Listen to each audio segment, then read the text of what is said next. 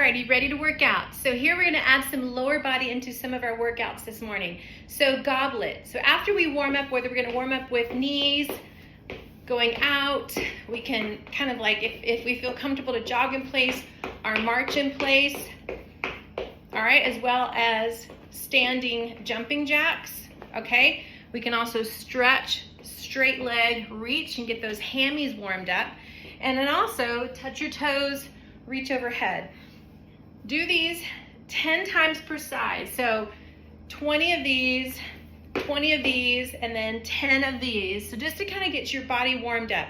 Now when we take our dumbbells, one thing that we're gonna do is goblet. So we can take a single, and this is where we're gonna go 1.5 and up. So down, a little bit up, down. So 1.25 and then press. Now, this means that we can use, if we have 2 dumbbells, and it's okay for our shoulders, we can sit back to a bench and we can do dumbbell front squat, or if we choose, here. So we'll do our goblet squat, 12 to 15 reps.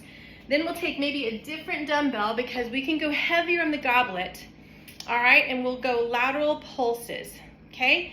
If the dumbbell is light enough, you can go all the way up to lateral and control the down. This will give us working on our delts and our upper shoulders. If they're a little bit heavier, it's okay.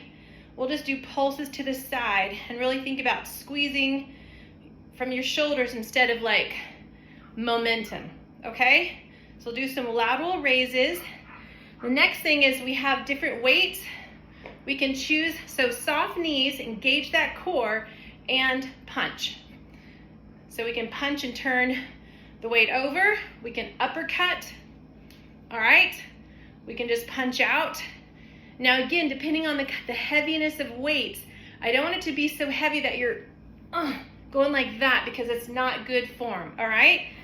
You also, if you don't have light enough weight, you can almost do your own because you're engaging your core and you're going up, and imagine you're pulling and pushing through mud, all right?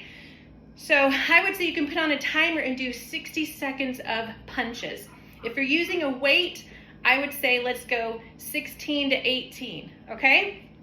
Fourth movement, because we have goblet, lateral, punching is RDL, all right? Now RDL, you can do no weight. Remember, if you choose to have a weight, the hand that holds the weight, you can hold on to something, is the leg that goes back, okay? So I will keep my gaze down and go single leg. I can have the dumbbell that way or the dumbbell palm facing, and then literally slide down my leg. And once I get to my knee, my leg, I hinge off the floor, okay? That single leg strength, working the glute and the standing leg. 8 to 10 on one side, 8 to 10 on the other. Then, all right, the fifth movement is I can choose to have 2 dumbbells, this way or this way, and I will go down and up. So basically a sumo wide stance deadlift, okay? Deadlift means I'm soft knees hinging. Squat means I'm squatting like this. This is a little bit more on your knees. This one is not, okay? If you have a heavier one, you can choose to hold it like this, and it's easier to squat or hinge, okay? If you would rather take the 2, your shoulder width apart, and you're just going to trace down, and notice I'm just hinging. Hinge and up versus squatting, okay?